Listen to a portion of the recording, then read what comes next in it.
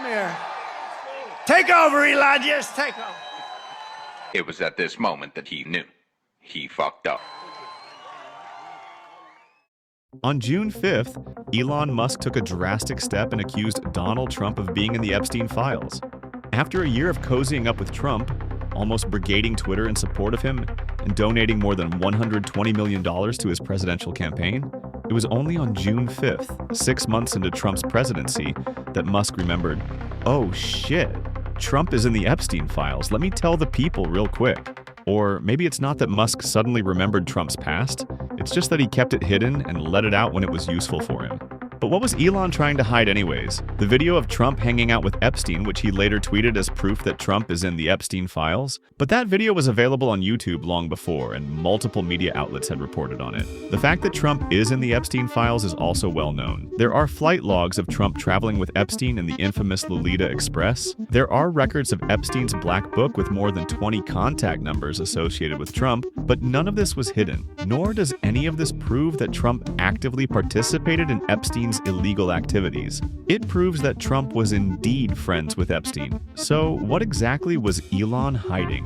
Does he know something extra? Something illegal about Trump? Something which is in the Epstein file that isn't public knowledge already? Now everyone knows what exact illegal activity I am talking about here. I don't need to explicitly say it, but the fact that I am restricting myself from explicitly saying the crime tells just how serious it is. And if someone accused me of such crimes, I would be up in arms and sue the shit out of them for defamation. So why hasn't Trump sued Elon yet? What is Trump afraid of? I am pretty sure it's not Elon. Also, if Trump isn't involved in these crimes, why hasn't he made the entire Epstein files public yet? He's the literal president, for God's sake. I think you are smart enough to connect the dots here for why Elon accused Trump of being in the Epstein files, and why Trump hasn't taken any action against Elon's very accusation. But there is one more dot to be connected: Elon's son. Elon Musk believes Donald Trump has committed a crime that affects children, and still chooses to bring his child into not-so-good vicinities. All of this proves nothing but the fact that Elon Musk is an opportunistic stooge who wouldn't think twice before putting his own people on the line if it benefits him. Which, if you think about it, shouldn't come as a surprise considering he is the richest man on the planet, which also wields him considerable power. And you can feel that power in the Joe Rogan podcast. Yes, the Joe Rogan podcast. The director of the FBI, Kash Patel, was on the podcast when he first learned that Elon Musk had accused Donald Trump of being a, you know what? Elon and Trump seem to be in a bit of a spat, Joe. You want to check the tweet that Elon just put out a little bit ago?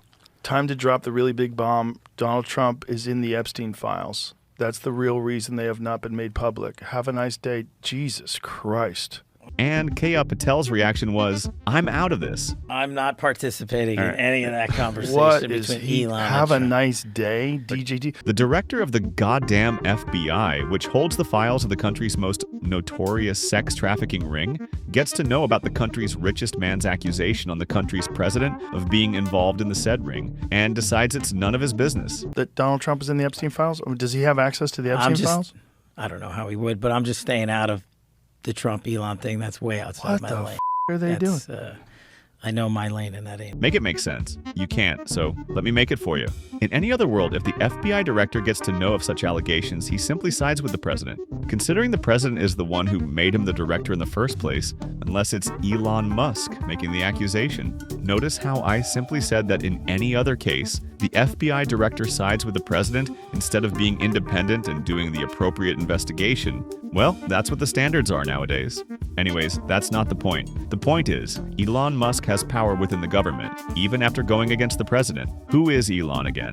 Not an opposition leader, not even a people's representative. He is a businessman. Elon doesn't have too much power within the government, but just enough that he can make the FBI look the other way, or make the government itself not take any serious action against his accusations. The official spokesperson of the White House dismisses him by simply claiming he's mentally unstable. Vice President J.D. Vance claims Elon is new to politics, but it happens. Just that. It happens. Elon's new to politics, right? So his businesses are being attacked nonstop. They're literally like firebombing some of his cars. And by the way, we're looking into a lot of this stuff. I mean, some of that stuff we're looking into is an act of terrorism at the Department of Justice, because I think it is an act of terrorism. So I think part of it is this guy got into politics and has suffered a lot for it. But I mean, and I get the frustration there, and I get the frustration. I mean, look. Nothing serious, no lawful action against Elon, it's all chill. It's just two schoolboys fighting.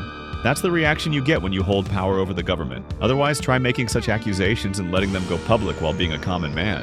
And then we'll see how chill the government is. Matter of fact, this would never even be a fight, and everyone would have bent over in front of Elon. But his opponent, after all, is none other than Donald Trump. That's like Fat Man and Little Boy of ego fighting each other.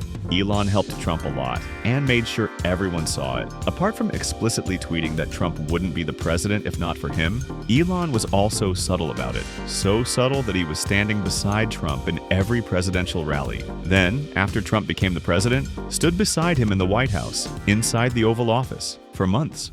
Of course, a man with Trump's ego isn't going to be very fond of sharing the stage with someone else. One could see the alarming distance Trump wanted from Elon every single time they were together. Trump let Elon be a special government employee in the Department of Government Efficiency, but slowly, Elon had started to get on Trump's nerves. He even had a physical fight with the U.S. Treasury Secretary Scott Bessent. They both were lobbying for different candidates to head the IRS, and eventually Trump chose the candidate of Scott's backing. After the fight, Trump specifically mentioned that this was getting too much. So Trump swiftly started to get rid of Elon by getting on Elon's nerves instead. On May 22nd, Donald Trump's One Big Beautiful Bill Act passed the House of Representatives. It is a $4 trillion mega package that extends Trump's 2017 tax cuts, boosts border security and defense spending, and raises the debt ceiling. Elon goes ahead and publicly calls the bill a disgusting abomination. For Elon, this was all against his Doge plans. The bill would destroy Doge's efforts for cost-cutting across various government agencies, but Trump knew there was something more in the bill, something that specifically targets Elon.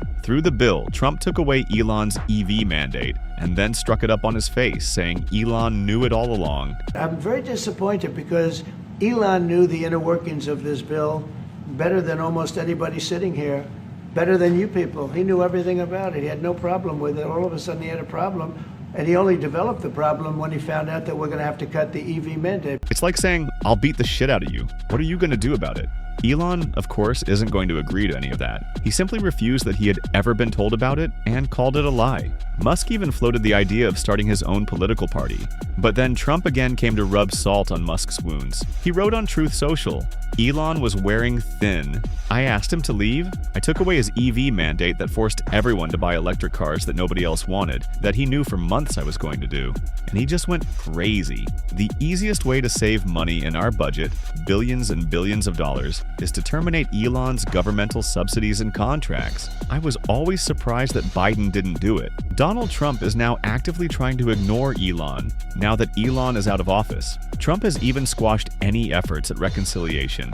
I have no intention of speaking to him, President Trump told Kristen Welker, moderator of Meet the Press. And the majority of the Republicans just dismiss Musk as being mentally unstable. After all, that's the best they can do. Elon still maintains a lot of important contracts with the government, which can be difficult to harm. Not to mention that Elon once headed the Doge, which had successfully infiltrated almost every department in the government. So Elon has a lot of information up his sleeve. It's almost like he is still in the White House.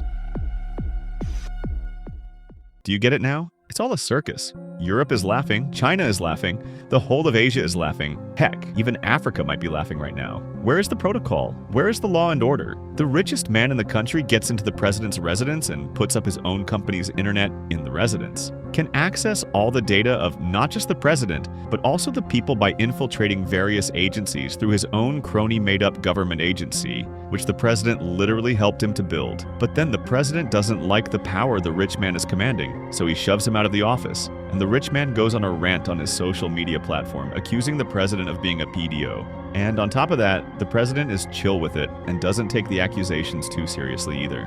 Ladies and gentlemen, I present to you the biggest circus on earth, the government of the United States of America and its crony little rich man. And on another tour, this circus will be in LA. Video there, the suspect was arrested today following a search. Palermo is now facing potential charges of assault with a deadly weapon. Please make sure to subscribe and thank you.